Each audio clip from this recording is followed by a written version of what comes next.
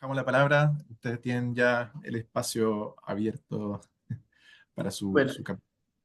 súper. Muchas gracias, Natalia, Valentina, María. Nosotros, nada, pues, encantados de participar en una de las tantas charlas, ¿cierto?, que hemos participado junto con la Fundación Pro Bono y aquí en particular con Déficit Cero. Nos gusta mucho nosotros participar en la Fundación Pro Bono y nosotros como abogados, como estudios jurídicos, estamos comprometidos, ¿cierto?, con la prestación de servicios legales, ¿cierto?, a través de la Fundación Pro Bono.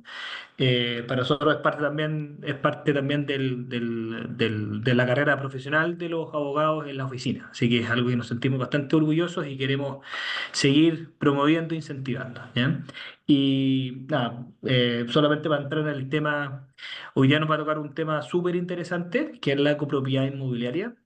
Y la verdad es que genera mucho interés por un tema por una razón bien sencilla, que es que casi todos los que estamos aquí, yo les aseguro que están viviendo en un condominio, en un edificio o en algún tipo de construcción o edificación acogida a copropiedad inmobiliaria. Estamos viviendo en copropiedad inmobiliaria permanentemente. Y los que no vivimos actualmente en copropiedad inmobiliaria, porque tenemos un terreno y vivimos en una casa, etcétera, más alejado, les aseguro que por lo menos varias veces a la semana conviven con o visitan alguna construcción, alguna copropiedad inmobiliaria. Entonces, es parte básicamente de la vida.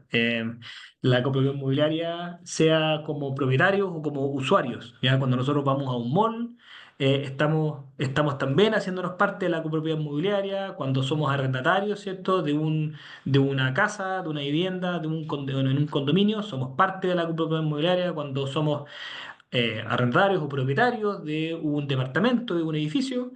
También cuando vamos a trabajar y nuestra oficina, por ejemplo, queda en un edificio de oficina, también somos parte de la copropiedad inmobiliaria, en mayor o menor medida, pero siempre somos parte de este tipo de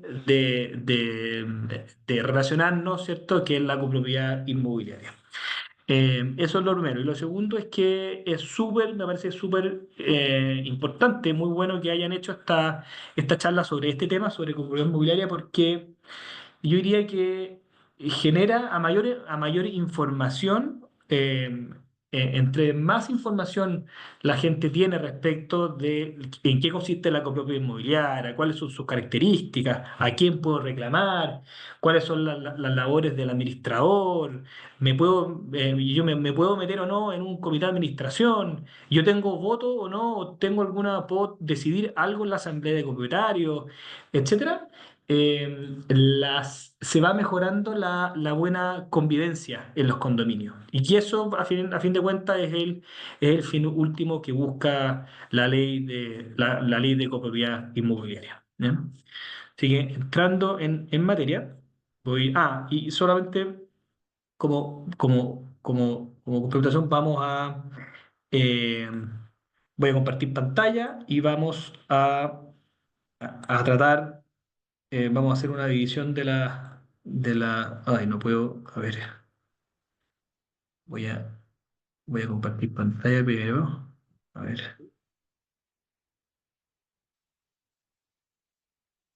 voy a compartir pantalla, pero no estoy pudiendo. Denme un segundo, aquí me está ganando la tecnología, pero no me va a ganar. No me va a ganar.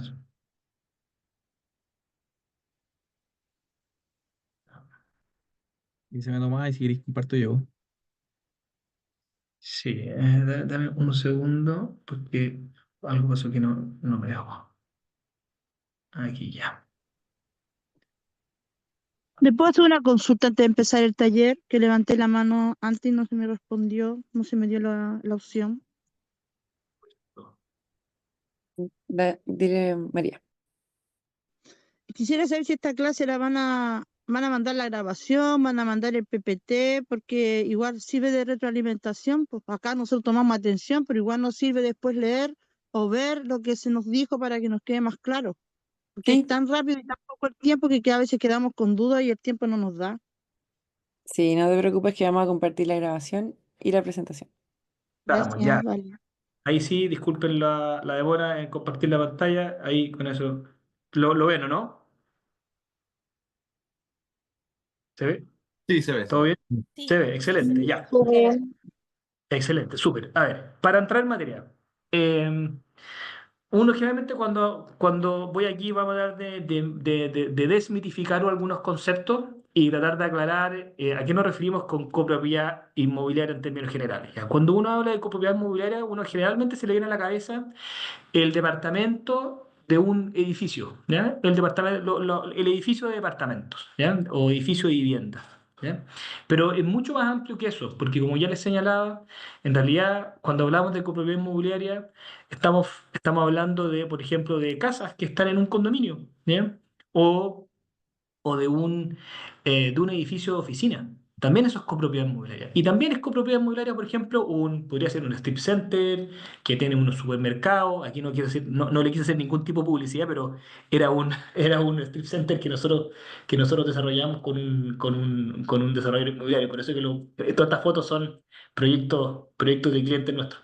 Eh, un strip center también podría ser, un mall también podría estar acogido a copropiedad inmobiliaria. Por tanto, el concepto de copropiedad inmobiliaria es muchísimo más amplio que solamente, bueno, aquí el edificio de departamentos donde yo tengo una relación con el conserje que está abajo y con el cuidador, etcétera, y nada más, sino que es mucho, mucho más amplio, ¿ya?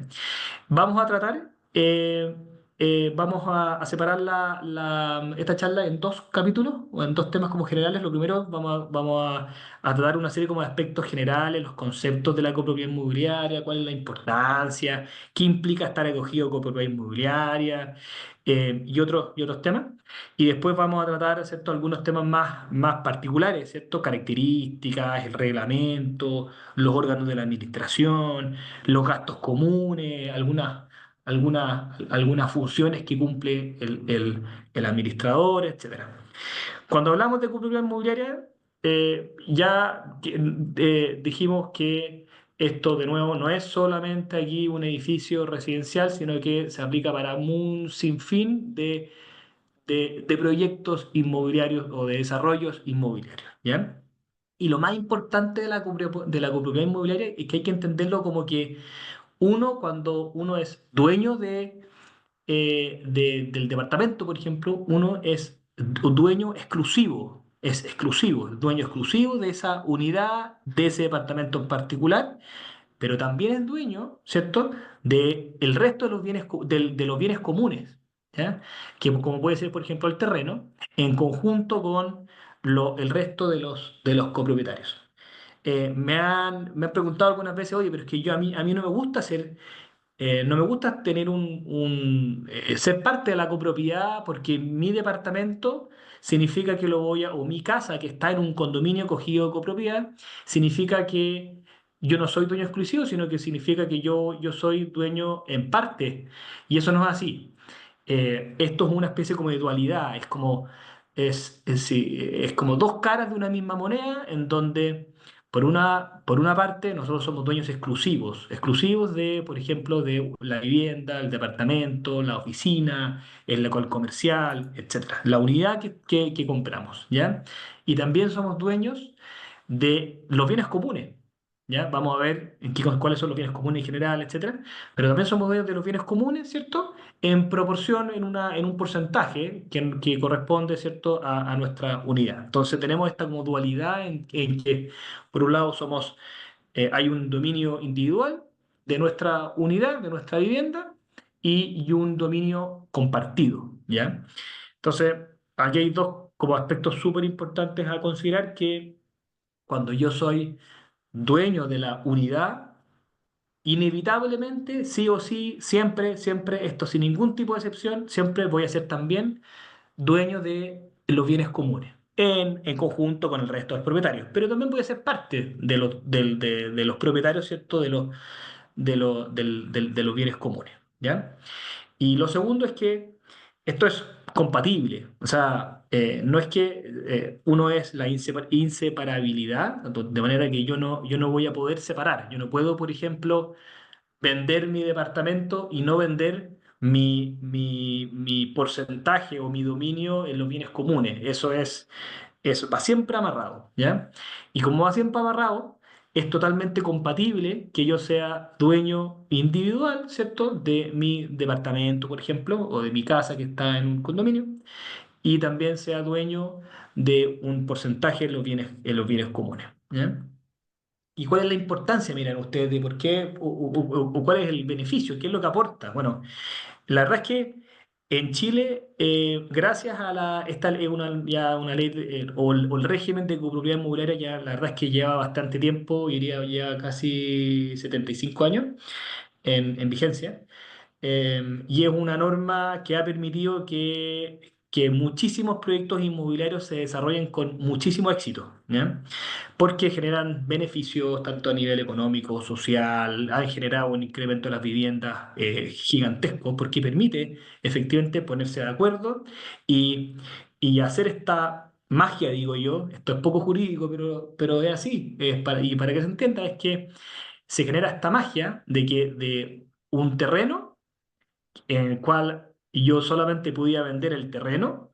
Si ese terreno yo lo acojo a copropiedad, se genera esta figura jurídica que permite que ya no voy a vender el terreno, sino que voy a vender distintas unidades que resultan, ¿cierto?, del desarrollo de ese terreno. Porque sin copropiedad, lo único que voy a poder vender, ¿cierto?, de ese terreno son derechos en el terreno. Y son derechos en el terreno que no me reportan, que no me permiten eh, generar proyectos, construir edificios o condominios, etcétera, ¿ya?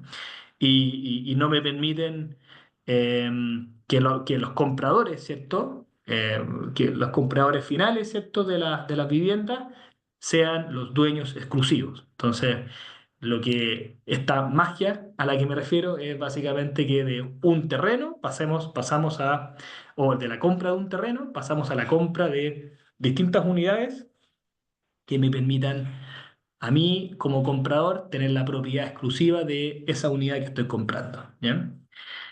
Eh, y eso, como dijimos ya, bueno, genera beneficios porque permite generar buenas convivencias, permite generar unas reglas, ¿cierto?, que posibilitan a los comuneros o a los copropietarios ponerse de acuerdo, tener reglas claras, quién es el que tiene que hacerse cargo de la mantención de los jardines, cómo usamos la piscina, cuáles son las horas de uso, por ejemplo, de los quinchos, etcétera, cuáles son los accesos, quién se hace cargo de la administración, quién lleva la contabilidad. O sea, permite ordenar de alguna manera la casa, entre comillas, ¿ya? Eso es un beneficio súper importante porque de otra manera lo que ocurriría es que cada uno, bueno, mata a su propio chancho y eso implica costos adicionales, implicaría desorden, etcétera, ¿ya? Y problemas con convivencia. Aquí la idea es que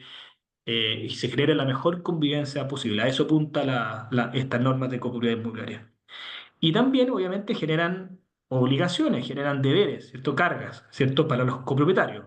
Y la principal carga, ¿cierto?, de los copropietarios es, bueno, pagar los gastos comunes, eh, hacerse cargo de algunas mantenciones, etcétera, pero principalmente va por el lado de contribuir, ¿cierto?, al pago de los gastos comunes y no perturbar, ¿cierto?, el armónico uso o relación, ¿cierto?, del resto de los copropietarios dentro del condominio. Entonces, tenemos por un lado unos beneficios muy importantes, pero también tenemos algunas cargas que son, que es importante que las tengamos claras, obviamente, ¿ya?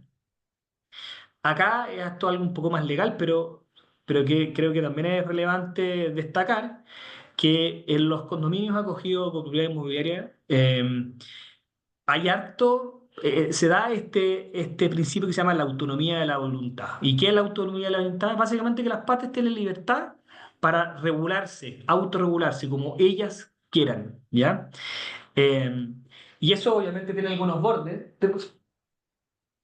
eso tiene obviamente algunos bordes, algunas limitaciones, algunos márgenes, obviamente que permiten que esto no sea totalmente flexible, sino por ejemplo, a nivel de quórum, bueno, todos tienen que regirse por los quórums que están establecidos en la ley de copropiedad inmobiliaria para que no haya un desorden en algunas materias. Entonces, pero de nuevo, es un aspecto en el que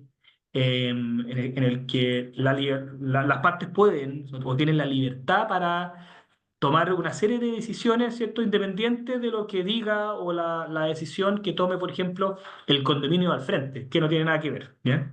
Y aquí hay dos grandes documentos en los que se materializa, ¿cierto?, esta autonomía de la voluntad o esta libertad de las partes para tomar decisiones, que es en el reglamento de copropiedad y también en los acuerdos adoptados en las asambleas de copropietarios, ¿ya? Aquí recordemos que el reglamento de copropiedad es obligatorio, o sea, no puede haber un condominio, por ejemplo, sin reglamento de copropiedad. Eso es algo que está sancionado por la ley, algo que no se permite, ¿ya? Eh, de ahí dijimos que es una forma especial de dominio, porque eh, a diferencia, por ejemplo, de las personas que son propietarias, ¿cierto? De un sitio y se construye una casa en ese sitio, etcétera. Eh, Esto es una forma especial porque yo, junto con ser propietario de la casa misma, de la vivienda, también soy propietario de otros bienes comunes en conjunto o junto al resto de los copropietarios, ¿ya? Hablábamos de unidades. Yo cuando les dije, bueno, aquí la copropiedad, uno se hace dueño exclusivo de una unidad. A nivel de copropiedad se habla de unidad y esas unidades eh, pueden ser muchísimas, ya dijimos, no solamente las viviendas, por ejemplo, un departamento, una casa, sino que también pueden ser oficinas, locales comerciales, yo puse el ejemplo de los malls también, bodegas, un condominio que tiene o un centro de bodegaje también puede estar acogido a copropiedad inmobiliaria, recintos, en estacionamientos, puede haber un parking de estacionamiento que también que cada estacionamiento sea una unidad individual y puede ser vendida, puede ser transferida de forma independiente, ¿ya? Sitios industriales, urbanizados, etcétera, ¿ya? Eh, Generalmente se da, y esto mucho, que los condominios, ¿cierto? Las copropiedades inmobiliarias se den casi siempre, ¿cierto? O la gran mayoría, yo diría el 99% de los casos se dan en los sectores urbanos, ¿cierto? Porque el legislador, en general el planificador urbano, ha querido, eh, ha querido que los condominios, que en general tienden a generar densificación de personas, a juntar personas, a unir personas, se generen en los polos urbanos, porque ahí están todos los servicios básicos, transporte, salud, educación, eh, retiros de basura, escombros, sistemas sanitarios, etcétera. Entonces eso obviamente se hace mucho más fácil que los servicios sanitarios que los servicios públicos básicamente lleguen a estos sectores, a las áreas urbanas y se preste un mejor servicio. Entonces, por eso que lo que hace la norma de copropiedad inmobiliaria es que trata de que en las áreas rurales no existan condominios, no existan proyectos acogidos a copropiedad inmobiliaria, salvo que se pidan unas autorizaciones particulares, ¿cierto?, al Ministerio de Vivienda y Urbanismo y al Servicio Agrícola y Ganadero, ¿ya? Y hay una prohibición expresa de que aquellos predios rurales, ¿cierto?, que resultaron o que provienen de subdivisiones del decreto 3516 no pueden acogerse a copropiedad inmobiliaria. Y eso apunta a lo mismo, a que el legislador ha tratado de que todos estos condominios, todos estos proyectos de copropiedad inmobiliaria sean en sectores urbanos, de manera de que estén cerca, ¿cierto?, de los servicios básicos disponibles. Eh, Acá solamente esto es algo bastante técnico, pero para que lo tengan en cuenta, porque podrían el día de mañana toparse con esto, que hay dos tipos de condominios tipo A y los condominios tipo B. En las figuras se grafican súper, es bien fácil, ¿cierto? La diferencia, porque en los condominios tipo A yo me hago dueño solamente de la unidad en particular. Y el resto es todo bien común. Como por ejemplo, el terreno, obvio, pero hay otros bienes comunes, sí. Los techos, los muros exteriores, toda la estructura del edificio, la escalera, los cierres perimetrales, todo eso son bienes comunes. Y yo me hago dueño entonces exclusivo del departamento y me hago también dueño en conjunto, ¿cierto? De estos bienes comunes. Pero yo lo único que me hago dueño es de mi departamento, ¿ya? Hay otro condominio, que es el condominio tipo B, en el que yo no solo me hago dueño de la casa, sino que también me hago dueño del sitio mismo, ¿ya? Ahí, por ejemplo, la imagen está mejor graficado porque en ese ejemplo ustedes ven la casa amarilla, pero el polígono que rodea la casa amarilla también es bien exclusivo, también es parte de la unidad, ¿ya? Hay condominios, hay condominios hay condominios que son condominios de casa, que también pueden ser condominios tipo A. ¿Y cuándo? Cuando yo me hago dueño, cuando me hago dueño no de la casa y del sitio, sino solamente de la casa. Ya, si me hago dueño de la casa y el sitio es un bien común, pero se me asigna en uso y goce exclusivo a mí, en ese caso estamos hablando de un condominio tipo A. Esto es una diferencia que no es tan relevante para estos efectos, pero es importante darle una pequeña explicación, porque podrían toparse con alguno de estos proyectos que pueden variar, ¿ya? Y acá hay otra particularidad, que es que, bueno, a medida que los proyectos, las copropiedades inmobiliarias se han ido desarrollando con el tiempo, etcétera, se han generado copropiedades grandes, ¿cierto? Que en los casos en los que puede haber, por ejemplo, tres edificios, o sea, un condominio o un proyecto que está conformado por tres edificios residenciales, ¿ya? Supongamos. En ese caso, el que desarrolla el edificio, el proyecto puede tomar la decisión de, mira, hagamos para efectos de facilitar la toma de decisiones de cada torre, ¿ya? Hagamos hagamos esta especie como de sectorización, en donde cada torre de edificio, torre de vivienda o de lo que sea, lo que fuera, va a ser un sector particular y va a tener sus órganos de administración. Podría tener su administrador sectorial, se van a juntar en su comité de administración sectorial, en su asamblea sectorial, de manera de no tener que depender del resto de la otra torre para tomar, por ejemplo, alguna decisión. Eso hace mucho más eficiente la administración en general de los condominios y facilita obviamente su buena convivencia. ¿Bien? Vamos. Cristian, aquí, bueno, voy a dejar de Sí. compartir, ¿no? No, dale, va ahí, Tomás, va ahí. Sí, sí, sí, Dale, perfecto. dale nomás.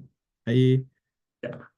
bueno, yo me sumo a las palabras de Tomás al principio, sobre todo con la Fundación Pro Bono. Gracias por este espacio y feliz de estar compartiendo ahí todo el tema de la propiedad inmobiliaria con usted. Así que feliz. Bueno, yo les voy a contar un poquito más. Quizá esta segunda cápsula, por así decirlo, habla un poquito más desde el punto de vista normativo y no, si bien no en la norma técnica, pero sí cuáles son algunas nociones generales y también cuáles son los órganos de administración de la copropiedad inmobiliaria y ahí vamos a ir dando algunas luces y detalles en el fondo de cuáles son las obligaciones y que le impone esta nueva ley de copropiedad inmobiliaria. Así que, nada, bueno, la normativa, como ya saben, como ya lo dijo Tomás, ya esto data hace más de 20 años con la ley 1537, hoy día, como uno dice, señala 21.442 y su respectivo reglamento que ahí está pendiente de dictación.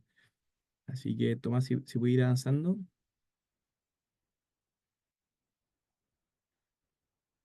Bueno, un poco a redundar un poquito de lo mismo que fue explicando Tomás en su presentación.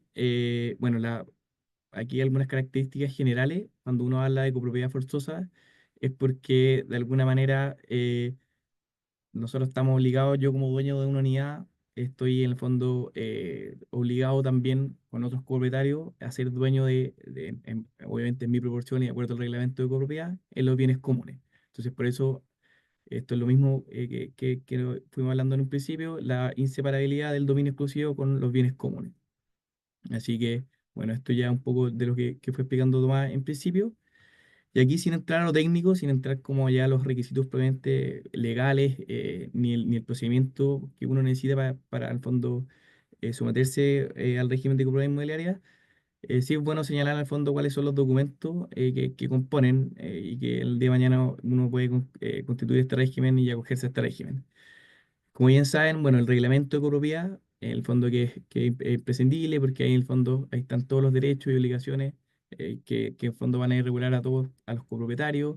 En el fondo también se establece la estructura, en el fondo las unidades, cuáles son las unidades, cuáles son los espacios, y los bienes que son de dominio común, alguna que otra limitaciones, también más adelante lo vamos a ir viendo, pero también se remite también a todo lo que, o regula más bien lo que son las obligaciones económicas, antiguamente llamadas como los gastos comunes. Ahí vamos a ir explicando un poco más esa diferencia. Y bueno, después obviamente, una vez que tenemos el reglamento, tenemos que tener este certificado de la Dirección de Obras de la Municipalidad, que efectivamente que declare que acoge el condominio a este régimen de copropiedad inmobiliaria, con sus respectivos planos, que en el fondo muestren estas unidades que como ya les mencioné, están en el fondo, estén correlativas con este reglamento de copropiedad, y muestren claramente cuáles son las unidades que componen el proyecto, el condominio, y cuáles son las unidades o los bienes de dominio común, y las demás obligaciones que ahí se establecen. Y por último, obviamente, el certificado de asignación de roles, que es en el fondo, cada unidad, en el fondo tiene un rol propio, eso por ejemplo, para efectos, no sé, del pago de las contribuciones. No es que todo el proyecto que está en un mismo terreno, por así decirlo, tenga un solo rol. Después, en cuanto a la administración, bueno, aquí vemos que son tres grandes órganos los que tienen a cargo la administración de la propiedad inmobiliaria de un proyecto. Y bueno, ahí no está en orden, o sea, no están enumerados, pero en el fondo es decreciente el orden de jerarquía o de importancia. Lo primero, obviamente, lo más importante son los copropietarios, y por eso existe en el fondo la asamblea de copropietarios. Ellos son los que ahí más adelante lo vamos a ver, pero son los que toman las decisiones, que toman los acuerdos, y en el fondo todas las modificaciones o cambios deben pasar por una asamblea de copropietarios. Como ustedes ya saben o han escuchado, se distinguen en distintos quórums, distintas asambleas, eso lo vamos a ir conversando más adelante, pero en el fondo son los propietarios, en el fondo los que a través de la asamblea tienen, en el fondo, son el órgano más importante para administrar una propiedad inmobiliaria. Luego está el comité de administración, que en el fondo está compuesto por tres o más miembros, siempre un número impar, y luego, ya como ustedes han escuchado, el administrador del condominio, del edificio, que también ahí vamos a ir viendo cómo se nombra, pero finalmente es de alguna manera el último en esta fila de importancia en la copropiedad. Bueno, como les señalé antes, las asambleas de copropietarios, en el fondo, aquí podemos hacer una distinción. No vamos a entrar a los requisitos ni cuáles son las materias específicas, porque la ley es súper amplia, son varias las materias, pero para que tengan nociones generales, hay tres tipos de asambleas, que son la asamblea ordinaria, o dos más bien, y una que tiene podríamos decir, una subclasificación, que serían, bueno, primero tenemos la asamblea ordinaria, como les dije, que tratan materias de más, por alguna vez, por así decirlo, del día a día. Podríamos decir, por ejemplo, la remoción o nombramiento del administrador. Son materias que requieren un quórum más o menos bajo, o sea, que en el fondo que no requieren que estén todos los comunitarios de acuerdo para tomar decisiones, ya que son materias que son necesidades más urgentes, y en el fondo que el condominio necesita que se aprueben y se tomen decisiones para que en el fondo esta copropiedad en el fondo tenga una vida de alguna manera continua. Eh, y luego están las asambleas extraordinarias de mayoría absoluta, mayoría reservada, que ahí exigen otro tipo de quórum. Ahí ya los acuerdos son más, de alguna manera requieren, en el fondo, más votos. Ahí los votos obviamente siempre están ligados a los derechos que tenga la unidad, en el fondo, de la cual yo soy propietario, de acuerdo al reglamento de copropiedad. Entonces ahí uno tiene que ir juntando, o sea, la asamblea siempre se constituye, en el fondo, y los acuerdos tienen que cumplir estos requisitos de los porcentajes para que efectivamente se tome el acuerdo y se materialice. Y esta, no sé, por poner algún ejemplo, ya la asamblea extraordinaria dice en relación, viendo quizás al caso más extremo, con la remodelación o reconstrucción del condominio, que eso ya obviamente afectaría a todos los propietarios, y por eso necesitan al fondo un mayor número de quórum para efectos de constituirse y aprobarse las materias que, que, que se llevan acá en esa asamblea.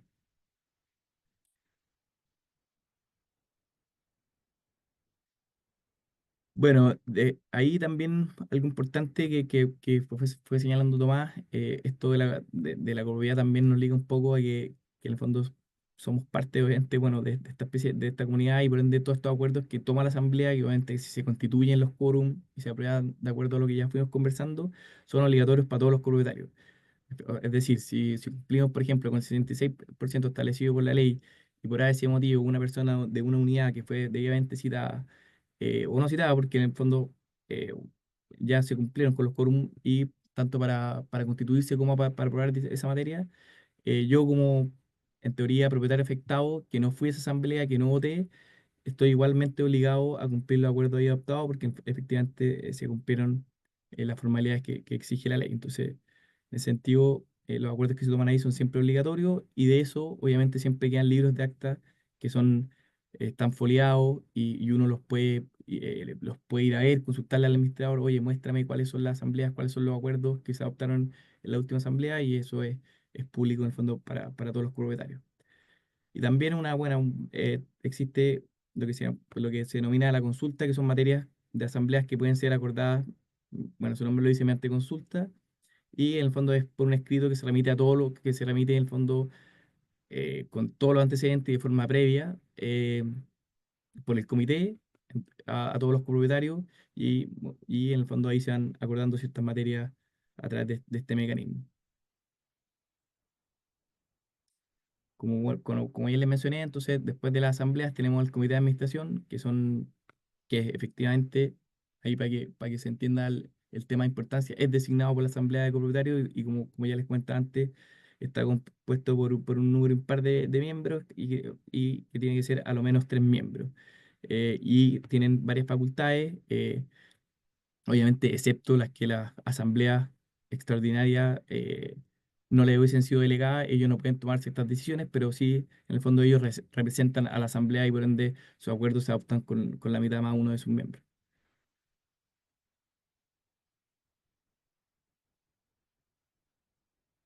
Bueno, y finalmente el administrador, y esto quizás es lo que ha tenido la nueva ley, es de los temas más, no, creo, que más ha tenido, se ha ido conversando, o sea, que ha tenido más resonancia, por decirlo de alguna manera, que es que, bueno, partiendo de la base que puede ser una persona natural o jurídica del administrador, hoy en día con la nueva ley de copropiedad inmobiliaria se establece o se crea más bien el Registro Nacional de Administradores de Condominio, que lo lleva al Ministerio de Vivienda y Urbanismo, y en el fondo si quiere ser administrador de un condominio, de estar inscrito. De hecho, hay una segunda patita, hay un segundo requisito que es que si efectivamente el administrador es remunerado, también tiene que cumplir ciertos requisitos personales, como es acreditar la licencia de enseñanza media y haber cursado ciertos cursos de administración de condominios por instituciones que estén efectivamente acreditadas por el Estado para estos efectos. Así que, y en el fondo el administrador, yendo como a las funciones que tiene el día a día, él es el que está a cargo al final, como usted piensa, de cobrar los gastos comunes, de conservar los espacios comunes. eh, en algunos casos, sí que con la aprobación del comité puede celebrar contrato de trabajo con el personal del condominio, del proyecto, y en el fondo es la persona que de alguna manera está en el día a día. eh, eh, Velando por el cumplimiento de la normativa del reglamento de copropiedad y del funcionamiento del proyecto del edificio de la misma comunidad. Bueno, ahí como le adelanté anteriormente, bueno, otra novedad es que la antigua ley o no es que la antigua ley no señalaba, sino que al revés, la nueva ley habla de obligaciones económicas y de qué significa la obligación económica. Uno lo tendría ya al tiro los gastos comunes, pero no es así. En el fondo la obligación económica es. Bueno, ahí está la definición ahí, no sé si la pueden ver, pero en el fondo es no solo los gastos comunes, sino que también considera gastos comunes extraordinarios, fondos de reserva, el fondo operacional inicial, las multas, intereses y otros eh, montos que uno los pueda determinar o estén efectivamente expresamente señalados en el reglamento de copropiedad. Entonces, volviendo un poquito atrás, el administrador, entonces, yendo un poquito a la práctica, no sé, va a ir a cobrar los gastos comunes a una persona o las demás obligaciones económicas que ya fuimos señalando antes. Y si es que la persona en el fondo no cumple dentro del plazo, 10 días, si es que no, el reglamento ahí podrá fijar sus propios plazos. Lo que se establece en el fondo con este solo aviso del administrador ya constituye un título ejecutivo. Y eso es muy importante porque en el fondo eso de alguna manera le da fuerza a esta función del administrador para el cobro y en el día de mañana, porque en el fondo si es que, nada, o sea, lo esencial para que funcione la comunidad inmobiliaria es que en el fondo todos concurramos a los gastos, a los pagos que sean necesarios para el funcionamiento y la buena convivencia del condominio. Entonces, si alguien no paga, es grave porque está afectando a los demás y por eso se crea, y por eso se entiende que constituye un título ejecutivo y uno lo puede ir a perseguir judicialmente y con un procedimiento especial que es más expedito que lo que fuese en un procedimiento ordinario, por decirlo de alguna manera.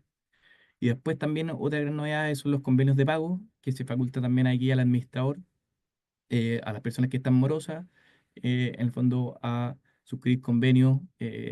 Obviamente tiene ciertas limitaciones, pero en el fondo también le da esta facultad al administrador para que pueda llegar una sana, de alguna manera, una sana convivencia y pueda ir ahí regulando con cada uno de los copropietarios el cumplimiento de sus obligaciones económicas.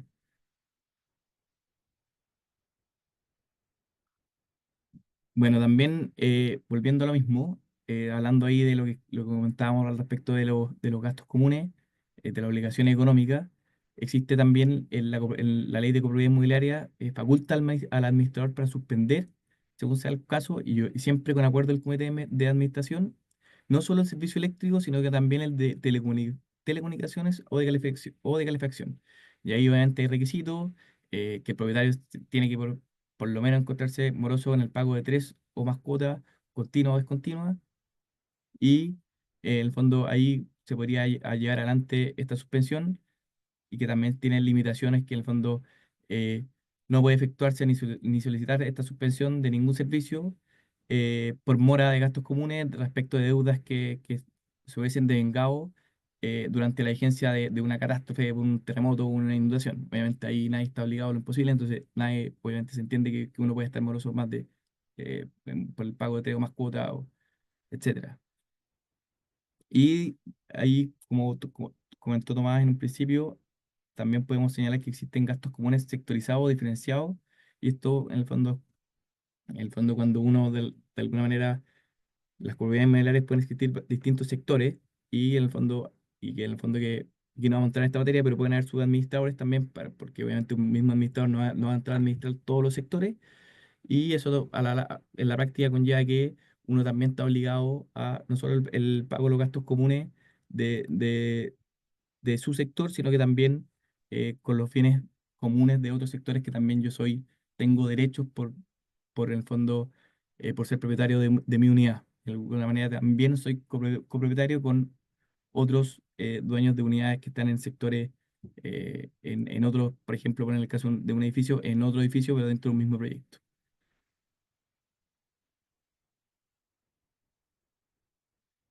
Bueno, el reglamento de propiedad, como lo hablábamos en un principio, ya comentó Tomás el tema de la autonomía de la voluntad. En el fondo, son muchas las materias que uno puede ir regulando.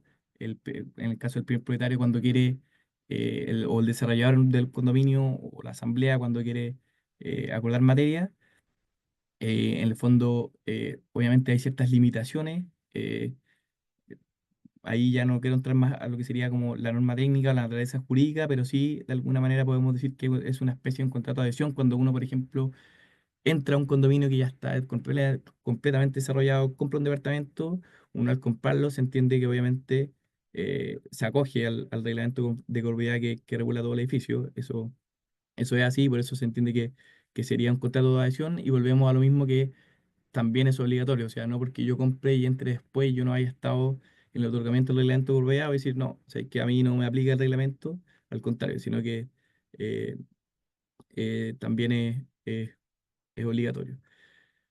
Bueno, otra novedad también es el tema que ahora, bueno, ahí que se discute, o sea, no que se discute, pero que ha generado controversia más bien, que es el tema de prohibir la tenencia de mascotas.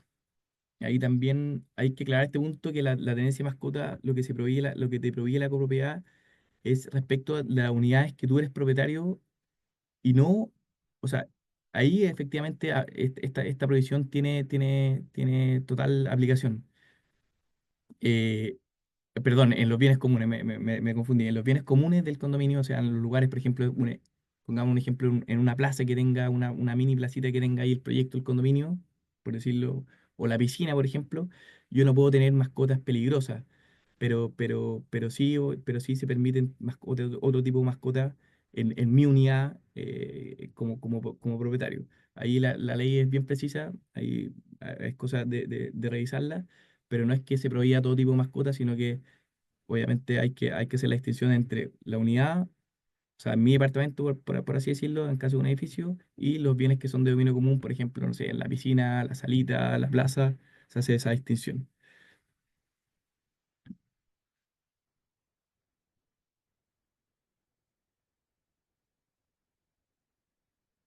Bueno, también, bueno, el primer reglamento de copropiedad tiene que ser dictado obviamente por el propietario, generalmente, como uno ve en la práctica, en el caso de un proyecto inmobiliario, el desarrollador es el que dicta el reglamento, y obviamente este reglamento, como dije antes, lo que contiene son las obligaciones recíprocas de los copropietarios, te establece cuáles son las unidades, cuáles son los bienes de dominio común, cuáles son los bienes que se otorgan en uso y goce exclusivo a una unidad, pero eso no quiere que, o no es, volviendo al tema de la obligatoriedad, que no es permanente. O sea, esto se puede acordar en asamblea y se puede modificar el reglamento, y si hay unidades que necesitan ser desafectadas como un bien común, se pueden acordar en una asamblea extraordinaria. En el fondo, esto no es, de alguna manera, no está escrito en piedra, y en el fondo los propietarios, si que en el fondo se constituyen con el quórum necesario, lo pueden modificar, reemplazar o sustituir las materias que ellos estimen pertinentes. Lo mismo con el tema de los cobros, la proporción de los cobros del Fondo Común de Reserva, el gasto operacional, también de repente, o los recargos que tenga cualquier unidad por ese motivo. Eso también es materia que puede ser modificada, y volviendo a lo mismo, siempre que existan los quórum y se constituya formalmente la asamblea con los requisitos que establece la ley.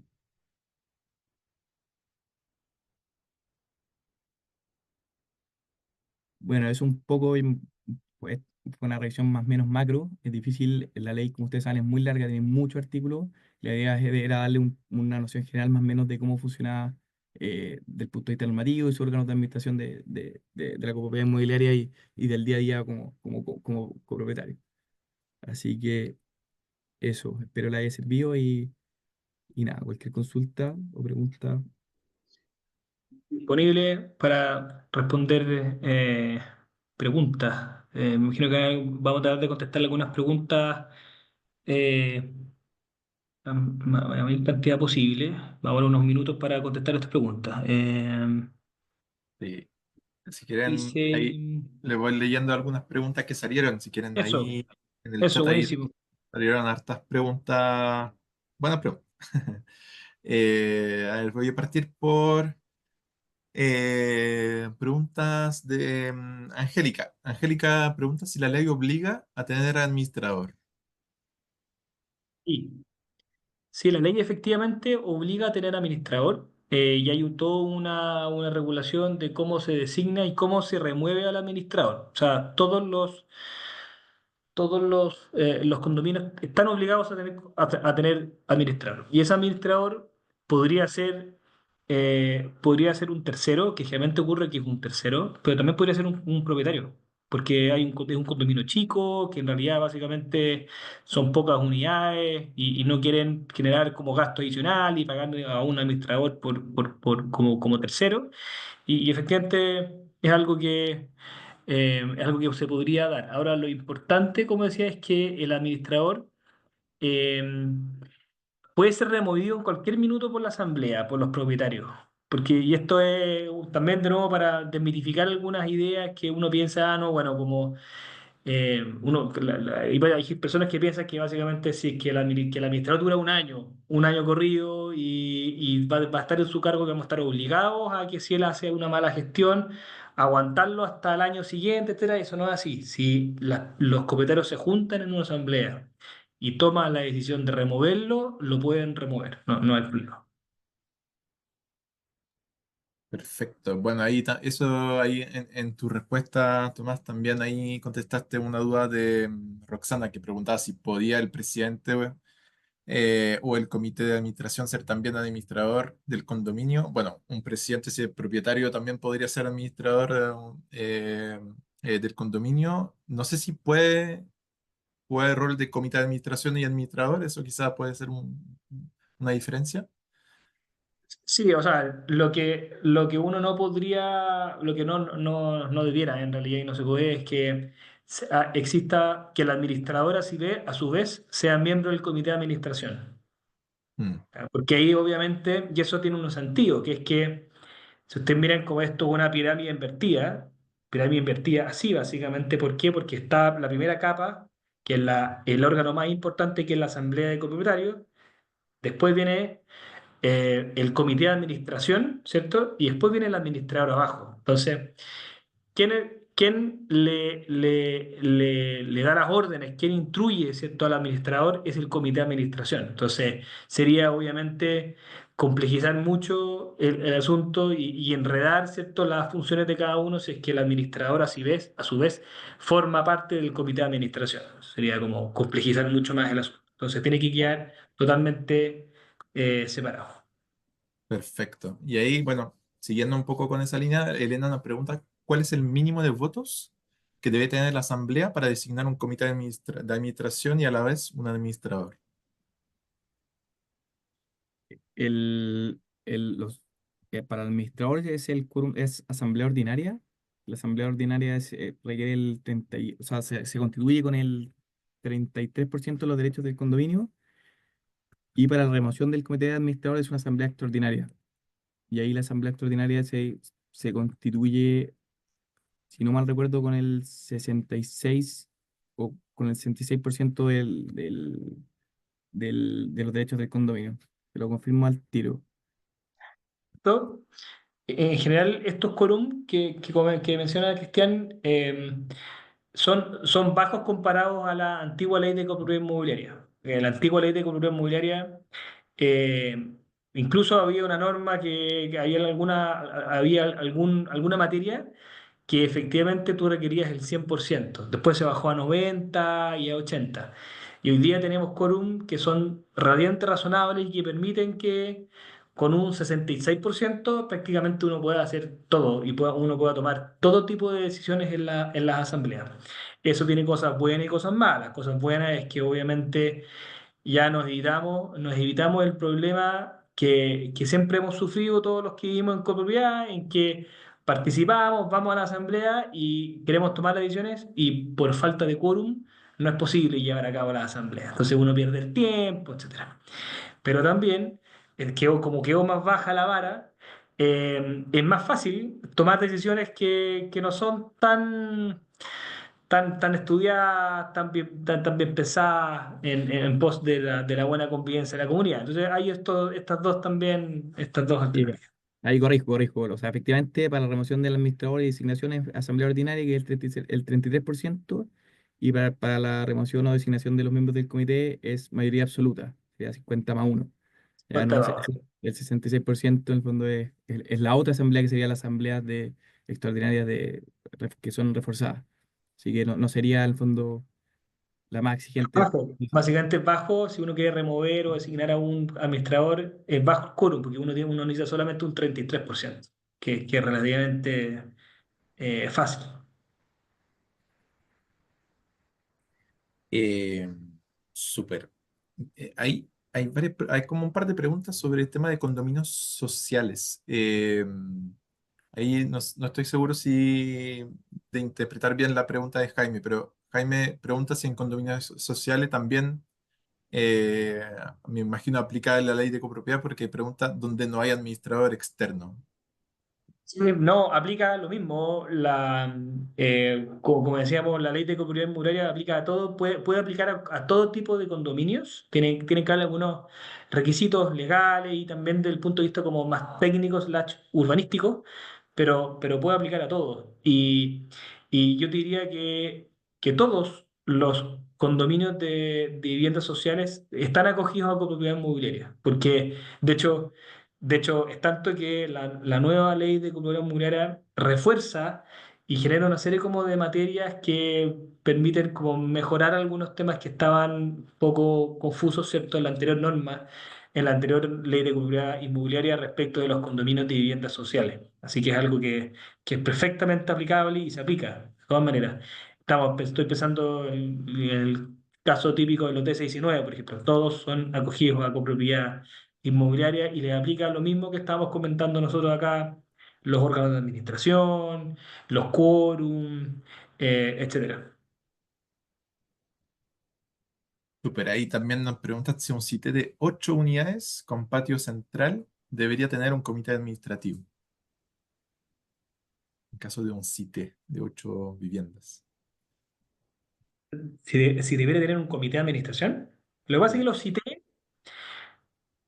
y por eso quisimos tal vez como dar una pincelada y señalar cuáles son los documentos, que ahí lo señaló muy bien Cristian, cuáles son los documentos que uno debiera mirar porque, al momento de enfrentarse a un condominio que está acogido con propiedad inmobiliaria, porque hay veces, y nos ha pasado, que hay condominios que uno dice, no, esto es seguro, es copropiedad inmobiliaria, y empieza a revisar y no están los planos de copropiedad inmobiliaria, no tiene un reglamento, no tiene o el certificado de la municipalidad que acoge a copropiedad inmobiliaria el proyecto. Eh, y básicamente es un terreno en donde se construyó una edificación grande o chica, lo que sea, pero que no está acogida a copropiedad inmobiliaria. Yo diría que en el caso de los CITE, eh, yo tiendo a pensar de que no están acogidos a copropiedad inmobiliaria. Obviamente que esto es un tema que es caso a caso, obviamente, pero si uno piensa en un CITE clásico, común y corriente, yo tendería a pensar de que no deberían, que no están acogidos a copropiedad inmobiliaria. Distinto es que uno pueda acogerlo con propiedad inmobiliaria y para eso uno tiene que sacar un reglamento, redactar un buen reglamento, pasar por las aprobaciones de la dirección de obra para que te emitan el certificado de copropiedad inmobiliaria, ir al servicio de impuesto interno para la asignación de roles, o sea, hacer todo el trámite completo para que finalmente esa edificación, que en ese caso es un CITE, pueda estar acogido a copropiedad inmobiliaria. Pero yo diría en general veo difícil por las características, obviamente, particulares del sitio. Esto en línea ahí cuando de repente la gente compra propiedades, no sé si le toca en la práctica pedir certificado en el conservador, uno pide el certificado de hipoteca y gravámenes y puede ver que de repente cuando ya el proyecto se desarrolló, puede ser el caso de un sitio, un condominio, te va a salir ahí que existe un reglamento y uno lo ve y efectivamente está el reglamento de propiedad, están los planos archivados, como comentó Tomás, está el certificado de la OM. Entonces también uno tiene que hacer ese match cuando uno se va a meter a una propiedad inmobiliaria para que efectivamente esté cumpliendo con los requisitos y formalidades y en el fondo no le estén pasando de alguna manera pecado libre o una cosa así. Sí es. Ahí hay una pregunta también de Angélica Palma, que dice si un arrendatario puede pertenecer al comité. Incluso es más amplio, porque si uno, y ahí bueno, ahí responde María Alarcón muy bien, con un mandato al propietario. Claro, si el propietario de esa unidad le da un poder, ¿cierto?, al arrendatario o al que sea, un tercero, no siendo arrendatario, efectivamente puede ser parte del comité de administración. No hay ningún problema en eso. Perfecto. Ahí, bueno, también ahí hay una pregunta de Adela, que también nos había dejado una pregunta en el formulario de inscripción.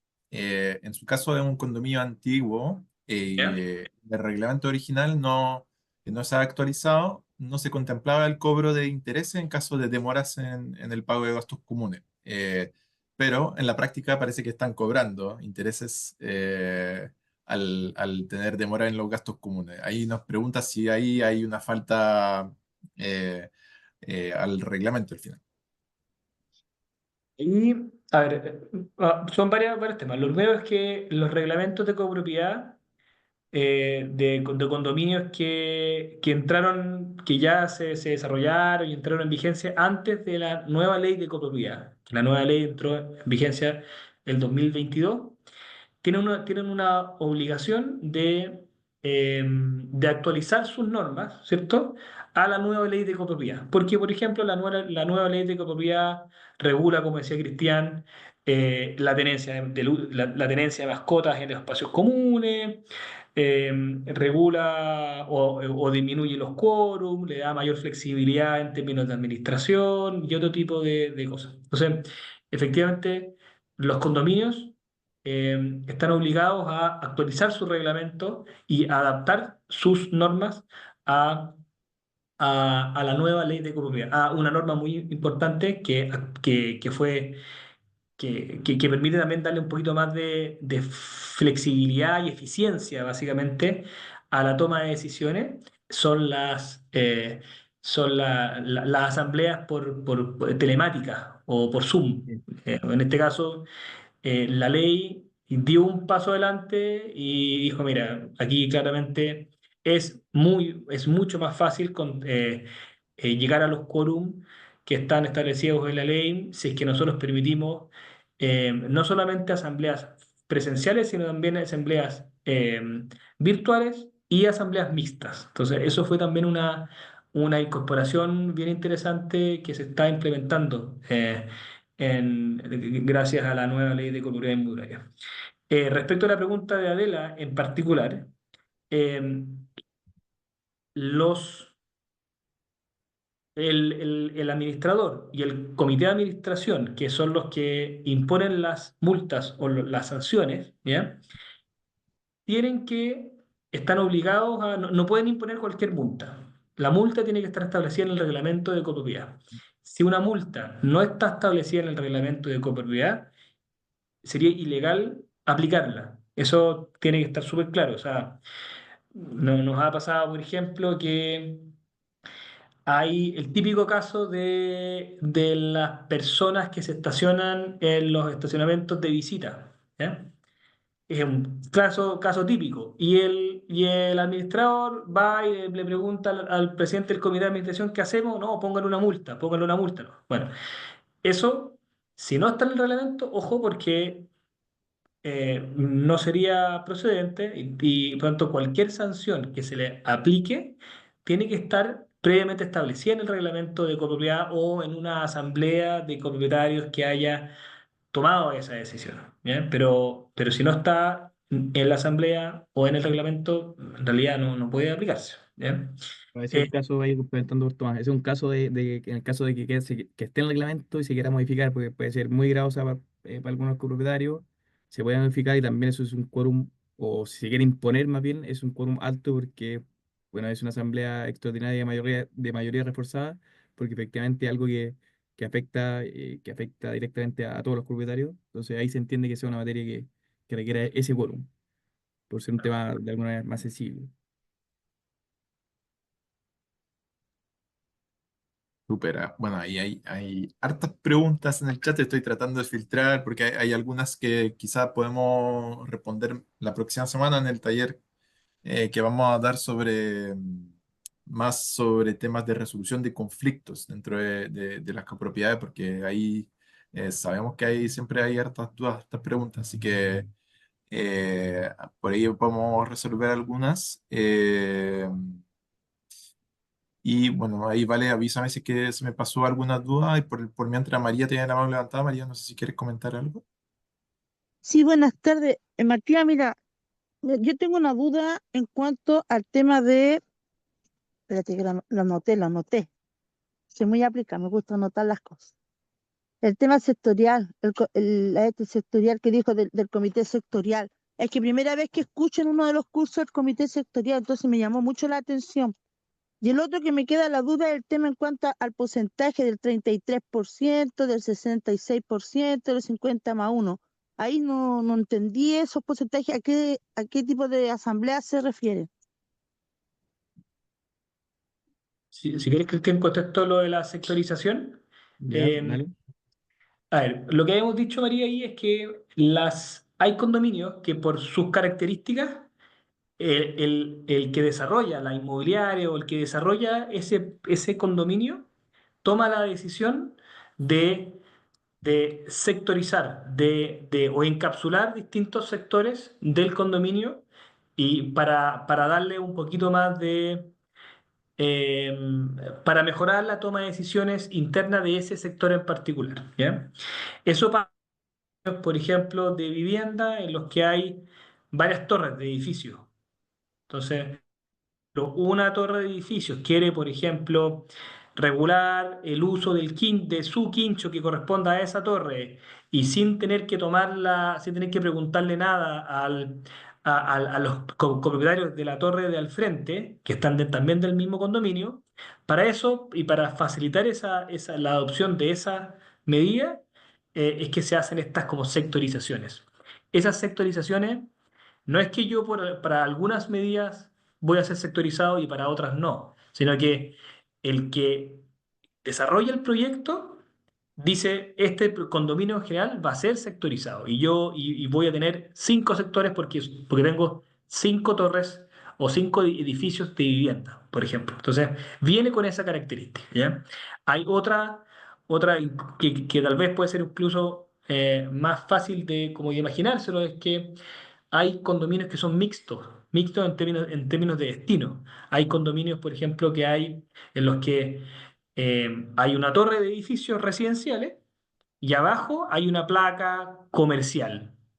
Ahí perfectamente el desarrollador, el dueño del terreno, el que construye, ¿cierto? El que desarrolla el proyecto, podría decir, bueno, yo tomo la decisión de sectorizar y hacer 2 sectores, un sector residencial y un sector comercial, que es la placa comercial.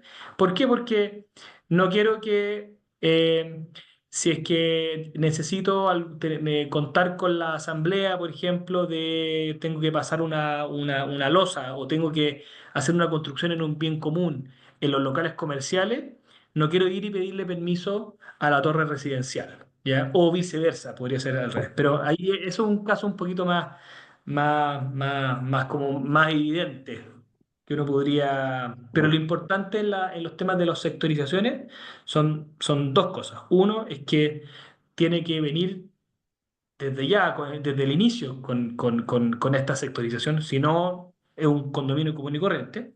Eso es uno.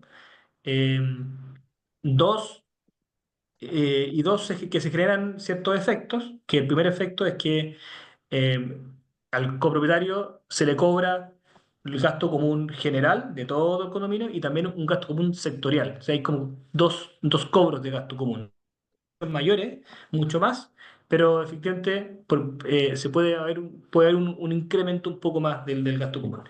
Y se pueden replicar los órganos de administración. O sea, podría haber un órgano de administración, una asamblea de comisarios sectorial, un comité sectorial y un administrador sectorial.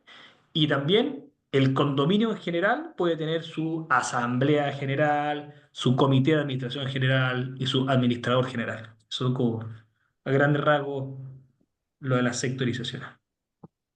Sí, María, y Gracias. el tema de la asamblea, hacía, para graficarlo un poco, la ley lo que hace es que, bueno, hay un artículo y todo que tiene un recuadro y muestra las materias más claras, no vamos a entrar una a una, pero en el fondo la lógica que sigue es que, en el fondo, para que se aprueben las materias para el funcionamiento y la convivencia del condominio, hay materias que por lógica son más importantes que otras. Entonces, mientras de alguna manera, mientras menos importante, obviamente requiere un menor número de porcentajes para que se constituya la asamblea y se adopten los acuerdos.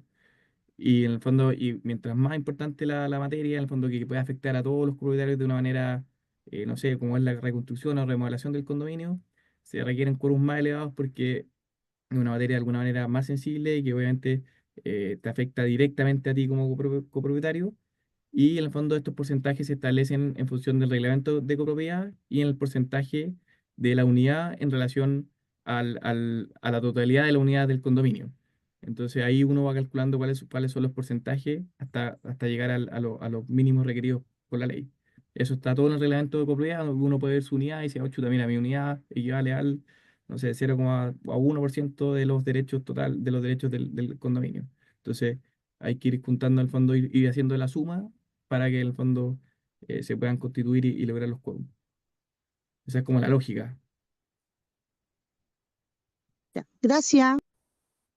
Ujú. Ya voy a juntar una última pregunta ahí antes de cerrar. Nos preguntan eh, sobre para ser administrador, ¿dónde se puede capacitar uno para poder ser administrador? Y en el caso que un administrador no tenga el curso, preguntan si es que hay que cambiarlo, si es que hay algún administrador que no ha hecho el... No, ahí hay una sola diferencia, que ahí, como les comenté, bueno, ahora efectivamente el administrador, todo administrador tiene que estar inscrito en el Registro Nacional de Administradores, Ujú, pero se hace una distinción en tema de la capacitación cuando son remunerados. O sea, yo puedo ser administrador si es que solo estoy inscrito, independientemente de mi capacitación. Pero si es perfecto, remunerado, tiene como obligación tener, en el fondo, tiene que tener la licencia que acredite la enseñanza, haber cursado la enseñanza media y haber, en el fondo, haberse capacitado en algún curso de administrador de condominio.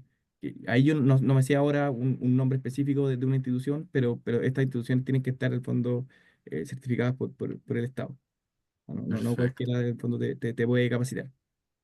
Y ahí recomendamos, Matías, buscar un poquito algo en la Secretaría Ejecutiva de Condominio, que es Ya, esta secretaría nueva que depende del el Ministerio de Ministerio Vivienda de y Vivienda. Turismo, Mm, en donde ellos, nada, pues ellos proveen información, ellos son los que administran este registro nacional de administradores. Hay esta información importante y respecto del registro y también respecto de los cursos que tienen que tienen que llevar a cabo cada uno de los administradores.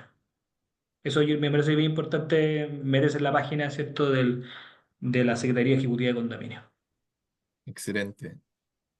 Ya, bueno, y bueno, ahí una pregunta de Mónica que la preguntó un par de veces, entonces la voy a leer acá.